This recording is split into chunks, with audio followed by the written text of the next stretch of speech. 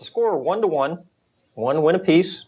We come to game 3, where Garry Kasparov is now playing the white pieces, and he literally stunned us, Yasser, with 1-D3. Well, I think Garry Kasparov himself was stunned by the result of game 2, where he had lost the game in such a spectacular fashion, resigning in a drawn position, and I think his confidence has really shaken. D3 is a very un-Kasparovian type of move. Normally speaking, he would play the more aggressive E4 or D4, and D3 says to me that he's trying to get the computer out of its book and bamboozle the computer. We saw it E5, knight F3 attacking the E5 pawn, knight C6, and then the move C4, which looks like a direct transposition into an English. Knight F6, and we would have that transposition after knight C3 or G3. And Kasparov decided to try to bamboozle the computer a little bit more with the move A3. Very, very unusual move. It's not a bad move. It prepares the move B2, B4, but it's a waiting kind of move. Okay, now a couple of points here is that to start with, if black plays D5, and after C takes D5, knight takes D5, of course everyone recognizes white then has the knight or Sicilian, one of Garry's very most favorite openings, with an extra move in hand. Right. Okay, that's the first point. The second point is that even though white's opening might seem a little unusual, it was specifically designed by Garry as kind of an anti-computer method, and history shows us that actually National Master David Levy in the 70s, early 70s, had a bet that no computer can beat me, you know. And so one chess program, Chess 4.7, actually took up the challenge. They played a match. David Levy won 3.5, 2.5, and this was, in fact, one of the openings that he employed. So it shows that Kasparov has made a serious study of computers and computer chess history. Well, we have to understand that since the David Levy match, the computers have advanced greatly. Playing an anti-computer opening just for the sake of getting the computer out of its books, I'm not so sure. And let's just continue once more. We do have what you say, what you describe as Garry Kasparov's favorite defense. Just because it's a defense doesn't mean it's necessarily going to give him an advantage just because he has an extra move. For example, there are a lot of variations with after, say, G3, and with, for example, A6, it's necessary for white to play B4 and both A4. So the move A3 itself may not necessarily be the most useful move. Frankly, I was a bit surprised that Garry Kasparov's ploy had worked. The computers in general love open positions, so the move D5 was certainly the best move in the position. The computer chose to play D6, a little bit of a passive move. I didn't think it was that strong. So now Garry continued with knight C3, and again you pointed out that had Garry played G3, the computer would have automatically played G6. But now by playing the more clever knight C3, now the computer played bishop E7. In conjunction with D6, the bishop is rather misplaced here. In conjunction with both the D6 pawn and the knight on F6, the bishop is passive. Indeed, G6 would have been a much better move when he could fianchetto his bishop on the long diagonal. And so this was a crafty play. Right, so now Garry got what he wanted. He played G3, computer castled. Bishop G2, bishop came to E6. We saw castles. We're still standard. And you have to understand what the strategy of Garry Kasparov is.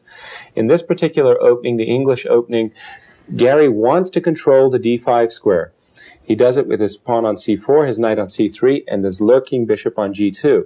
Black, for his part, is trying to control the square D4 with the knight and the pawn.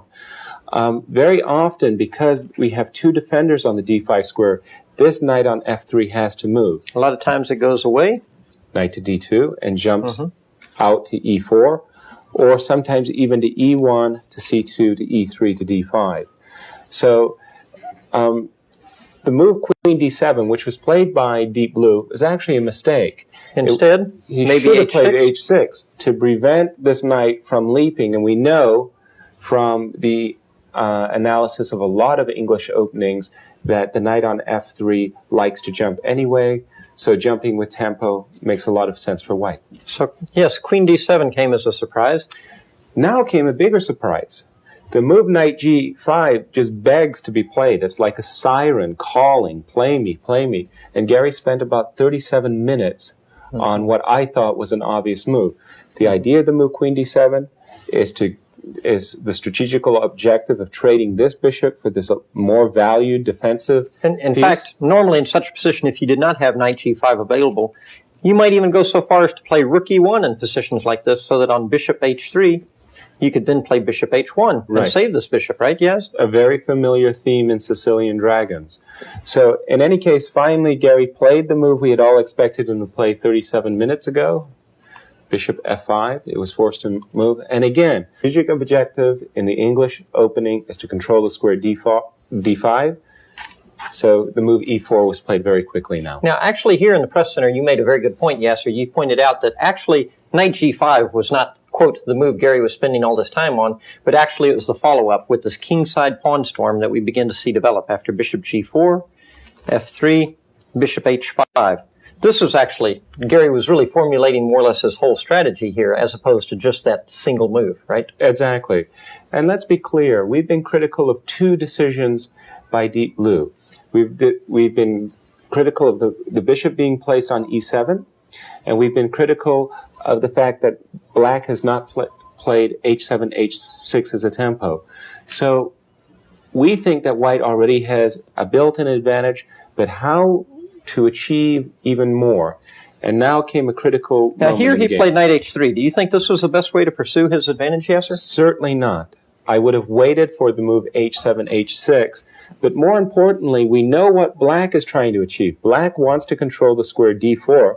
It would have been much better for white to first preface his move with bishop c1, e3, so that after a move like knight d4, captures, knight e2, attacking this pawn on c5. Now, after a move like c5, we have two key alternatives.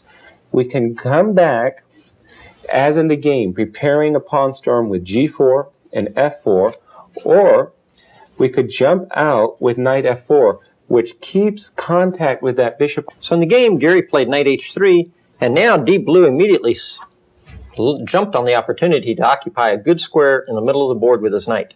Exactly. After this move, a lot of the disadvantages of Deep Blue's position aren't so relevant. The bishop on e7 isn't so bad anymore. The fact that you haven't played h7, h6 is no longer relevant. So now Garry played knight f2. And it really is somewhat hard to imagine against a human opponent, Garry just backpedaling like this. No, it's something you're not going to see from Garry, the voluntary retreat. He doesn't do it often. So the computer played h6, kind of creating lift and making a hole for his bishop. This was an interesting decision, by the way, because what white is trying to achieve is he wants to make a pawn storm on the king side. He can do it with the moves g3, g4, followed by h2, h4. He also wants to try to get in the move f3, f4. So the move h7, h6 was, in some interesting way, a recognition by Deep Blue that somewhere in its horizon it saw that this pawn storm was a possibility and took a preventive measure. Okay, so now Garry played bishop e3, but a couple of moves later than we would have liked to have seen it. And this is a crucial difference.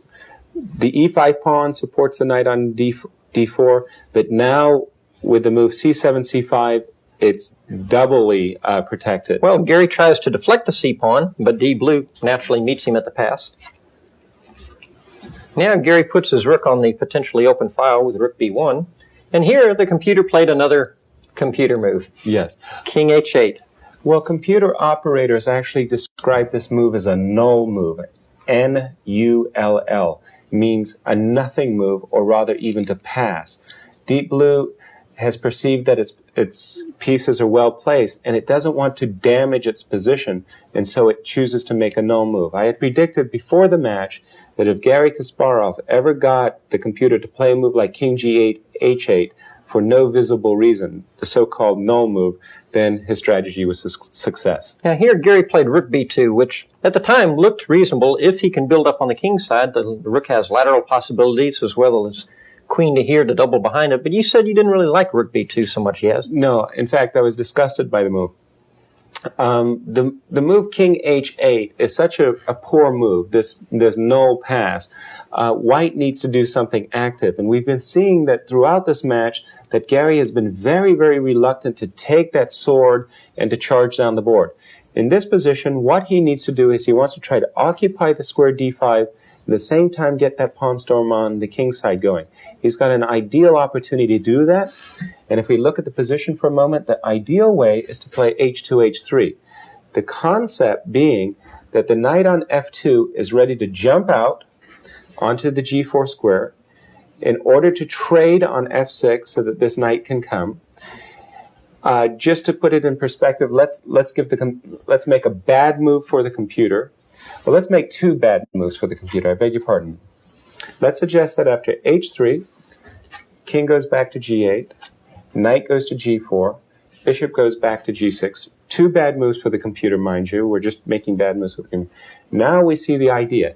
f3, f4, and white has the ideal formation. A pawn storm on the king side, at the same time the opportunity to win the d5 square. Well, coming back to my view, h3 meets all the obligations of the position requires. You get your pawn storm, you get your d5 square, everything is happening. I really was disgusted by the move rook b2. I thought it was a bad move. And now one sign of the computer's real strength, as we've discussed before, is the computer takes each position as it is, doesn't worry about how it arrived there, and tries to play the best move. And here the computer played a6, which you said you really liked. Of course, I didn't like the move king h8, but at the same time, I did like the move a6. The move a6 prepares counterplay on the queen side with the move b6, b5. Clearly, black isn't making play on the king side. He's not making play in the center because of the block formation. He's got to do it on the queen side. This was a good move. So Garry respected that move, played b takes c5. Another disgusting move by Garry. Again, he's being faced with a situation where he has to react or even act on the king side. He shouldn't be touching the queen side at all. B takes c5 only opened up the queen side not to his advantage, but to that of his opponents. Again, the move h2, h3 was right. After b takes c5, b takes c5, I really began to question Garry's. Now he followed it up by sending the queen with bishop h3 over to the queen side. Yes. The move bishop h3 also was a strange move in my view, but it had its points, and that was that the bishop on g2 wasn't doing so much, and so now after queen c7, bishop g4, at least he had activated his bishop. So the computer avoided this exchange with bishop back. Jadoob. Remember, Yasser, we need to have the king on h8. Exactly. Okay? So after bishop g4, bishop back to g6. Now Garry went ahead and played f4, but somehow it doesn't have the same punch now that he's opened up the queen side. Well, two things are wrong with this move now. He has, in fact, opened up the queen side, so deep blue gets its counterplay there. At the same time, because the pawn on e5 is still on the board, this exchange of pawns on the f4 square reduces the advantage of the pawn storm. So, in fact, deep blue does exchange pawns. E takes f4, E takes f4. And now, with queen a5, takes full advantage of the counterplay that Garry offered him. It's been offered. It's been accepted. Attacks the knight on c3 and the pawn here. So, of course, knight b1 would defend both, but this is absolutely not Garry style, no. Even against deep thought, right? Even against deep blue. Bishop d2, protecting the knight. Deep blue grabbed the pawn. And now I was disgusted yet again. This was a moment that really mystified us. Absolutely. Garry Kasparov is known as a magician, an attacking dynamo. He loves to activate his pieces. He pounces on his opponent's position, and he's got the perfect opportunity. Let's have a look. Of course, Garry should be activating his rook with the move rook on b2 to b7. After a forced sequence like bishop on e7 to d8, f4 to f5, and in my view has still maintained his advantage. Instead, we saw a wholly unpredictable move by Garry Kasparov. We saw a very passive move instead, rook on b2 to a2. And to try to explain this move to my audience was virtually impossible. Garry Kasparov sacrifices a pawn in order to force an exchange of queens with a passive rook on a2 made no sense. Yes, this was remarkable. So after queen b3, f5, the computer exchanges on d1. Garry takes with the bishop. Computer hides his bishop back on h7. Now he can later play g6. The other possibility is bishop h5. But basically, from this point on, it became a question of Garry has some compensation for the pawn. Clearly. But I also felt to some degree that the computer has a kind of position where, hey, I have a pawn, prove it.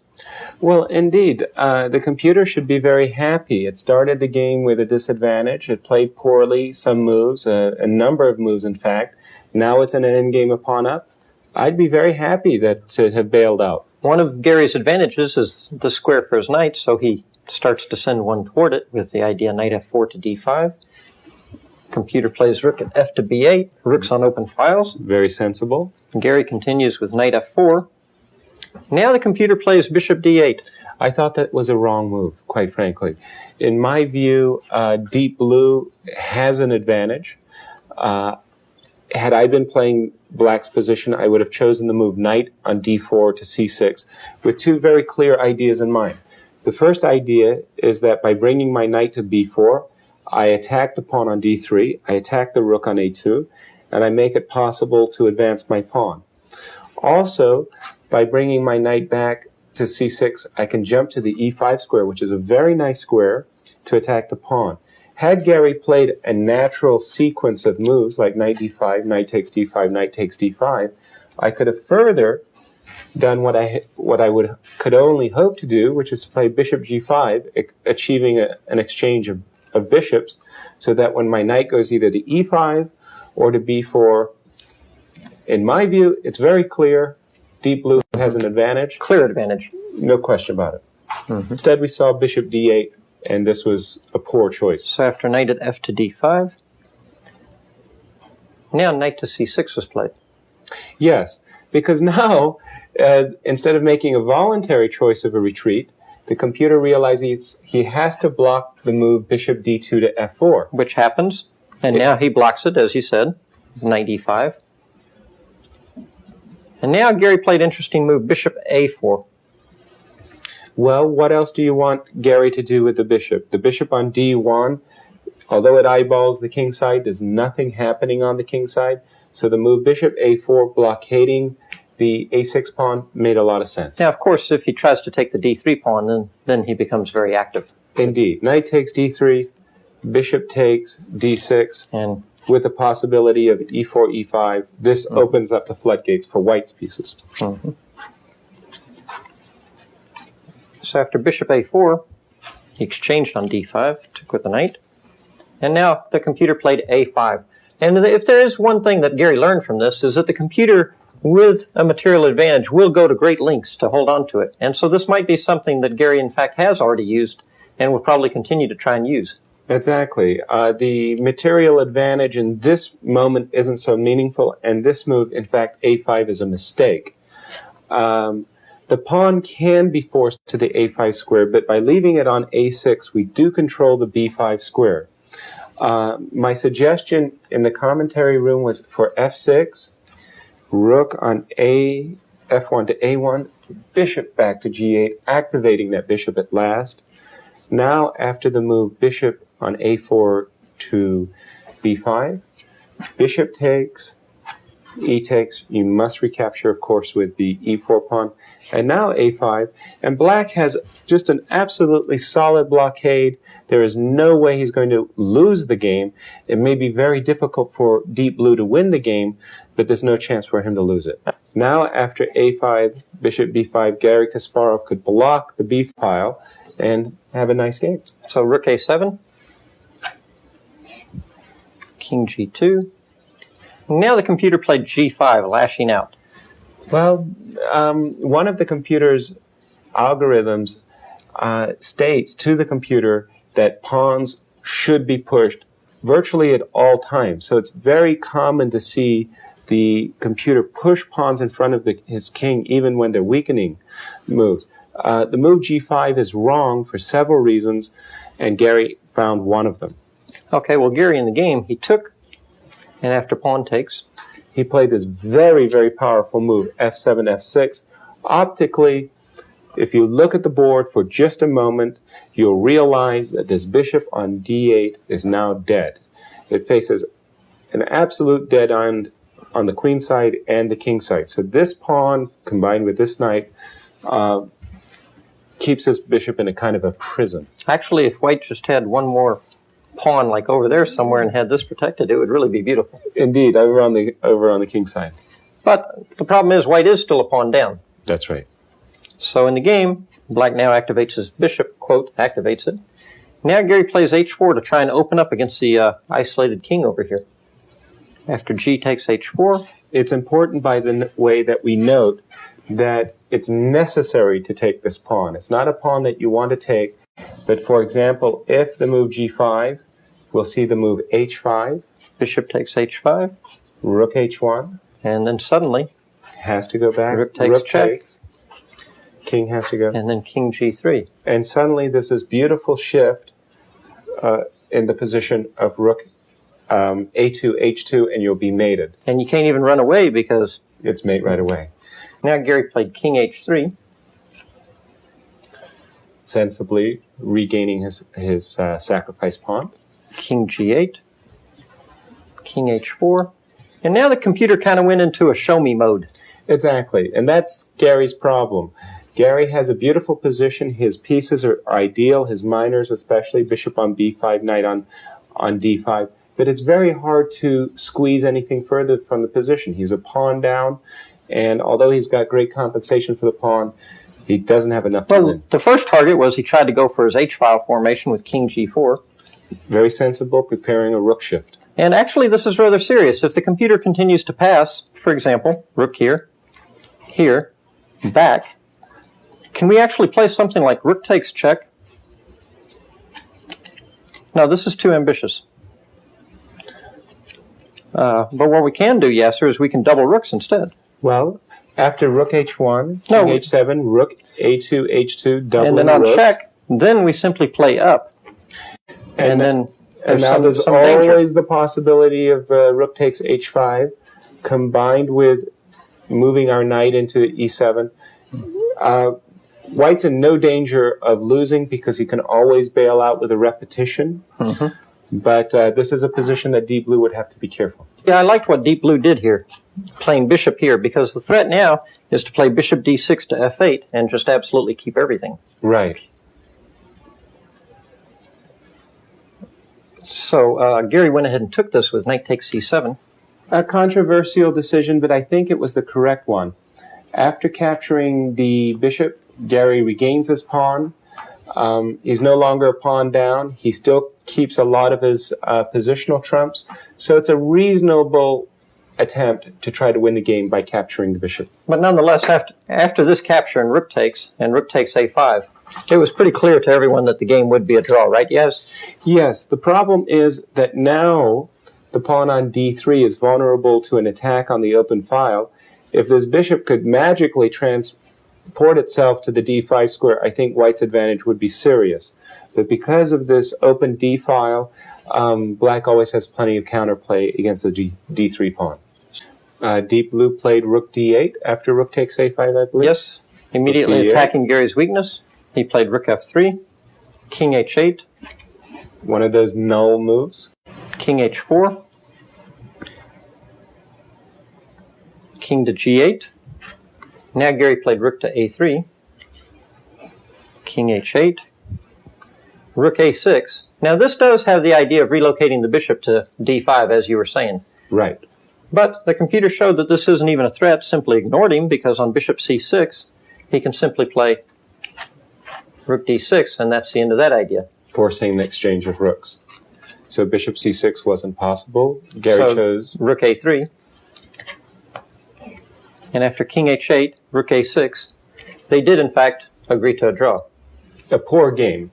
Considering the quality of the first two games, bad play by both sides, a deserved result, 1.5 after 3.